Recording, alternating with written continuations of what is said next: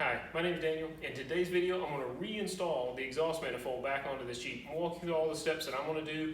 I'm going to try to remember everything I've done to take it off. It's been about 2 weeks now since I've taken it off, and I've tried to tag everything as best I could. You can see little blue tags here. I tried to mark everything where I could, and most stuff should probably come back to me. If not, we'll find out along the way. But I'm going to reinstall that and get ready for my carb rebuild, which will be in another video. All right?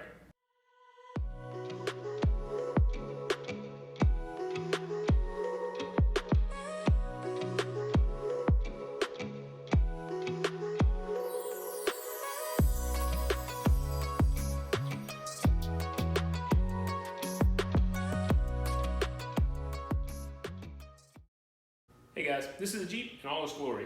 So what I'm going to do is I will give you a little further details of what I plan to do in this video. I'm going to take, this is the intake and exhaust manifold. They're tied together with this little, recirculation tube right here that goes back up into the intake. And what I will do is I'm going to, because I've already married these up, I'm going to take a scuffing wheel, angle grinder, and a scuffing pad, and I'm going to scuff up this surface, prep this surface for the new gasket, and do the same thing to the engine block.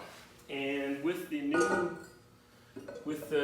gaskets, the only thing I saw that they did is on the intake side, they did put a gasket maker, the red gasket maker on that. It's a high heat gasket maker. It looked like they had some issues getting a good seal on it, so I'm gonna try to learn from their mistakes and do the exact same thing over.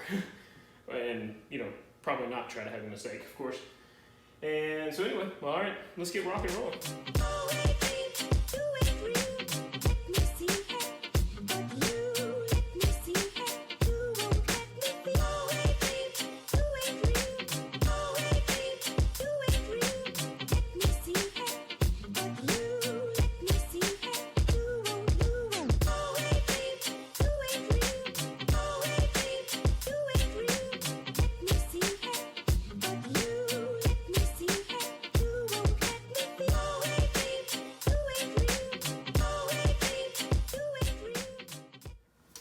So now the surface is pretty clean.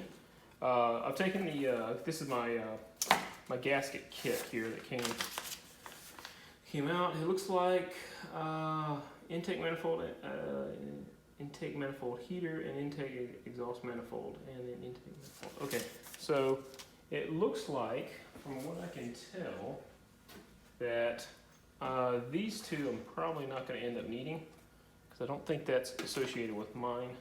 These two I will. This is my intake, and this is, as you can imagine, is my exhaust. So what I'm going to do is probably put a little gasket maker on the block side, let it get tacky, and then I'll put this against it, and then I'll start putting in the exhaust and intake manifold. You can tell there's a little bit of a bow in this. This is the exhaust manifold. There's a little bit of bow in here. So what I'm going to do is try to straighten this out so there won't be that natural bow on it. They will rest. There's a pin here, and then there's another pin over there. Well, flashlight. There's a pin there. Not what I was looking for. Pin there. There's a pin there. And what they'll end up doing is they will rest on there, which will make my life a whole lot easier when I'm actually installing the manifolds.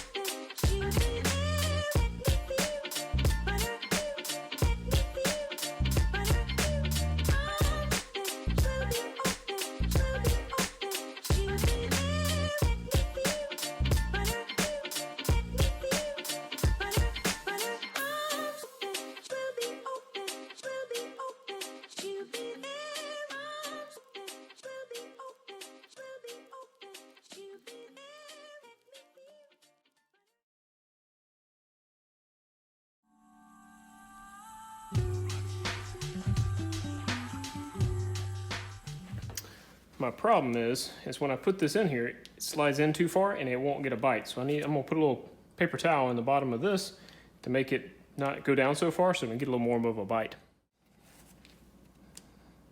There, much better. Just barely bites onto the head, or just the head just seats in there and then dropping all the way into the bottom of the well. So hopefully you'll be able to engage on more of the threads.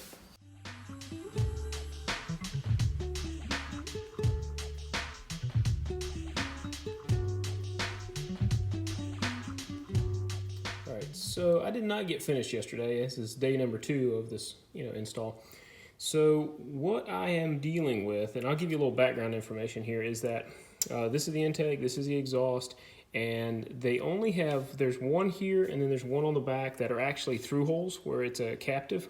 Everything else employs these shoulder washers that then just pinch on the lip on either side, and it goes all the way down like that. Everywhere you see that, it's an exhaust intake, exhaust intake. Well, I'm sorry, there are these two. These two are captive as well for the center. But these are all shoulder washers all the way through. So the one thing I noticed last night that I was struggling with is I've got a good seal here, as you can see. There's a good seal here. The exhaust manifold, I don't have any issue. All the way down the head, I don't have an issue. What I do have an issue with is on the exhaust manifold. Here, you can see it's butt up against it pretty tight, so there's no issue there. It's pretty good. But if you go down on the far end, you see I have basically a small little gap. So what I'm going to try to do is, because it's so tough to get back here with the brake booster in the way, I'm going to try to loosen all the hardware up, start tightening on the back end, make that side flush, and then I'll be able to, if I need to get more torque with the sockets on the front end, I can do that from up here, and I have more room to work. It's just a bigger open space here. So that's what I'm going to start working with now.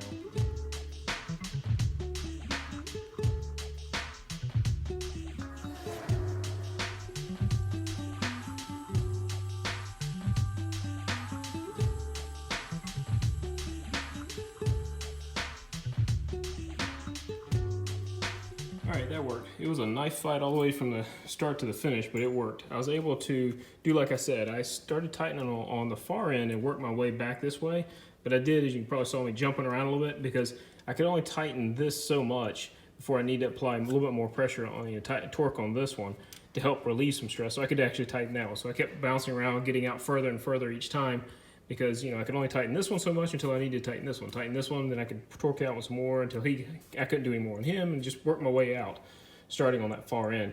But as you can see, they are all tight on there on the intake side. Looks like you can see a little bit there, but that gasket's pinched pretty good through there.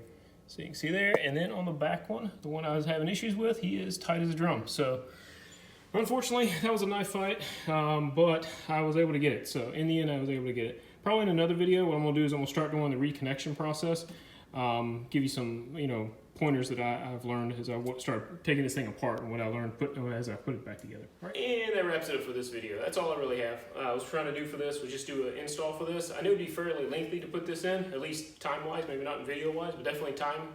I've learned some things myself, so hopefully you guys found it useful as well. Stay tuned for a future video where I'm going to do a carb rebuild along with a reinstallation, and then I'll do all the associated connections, get this thing back to a running state, and probably go through here and find some gremlins I have from the vacuum tubes as well. I've got some open vac lines that I need to cap off. But that's really all I have for this video. If you found it useful, give me a like, and please subscribe to the channel so you can continue getting these future videos. All right, have a good one.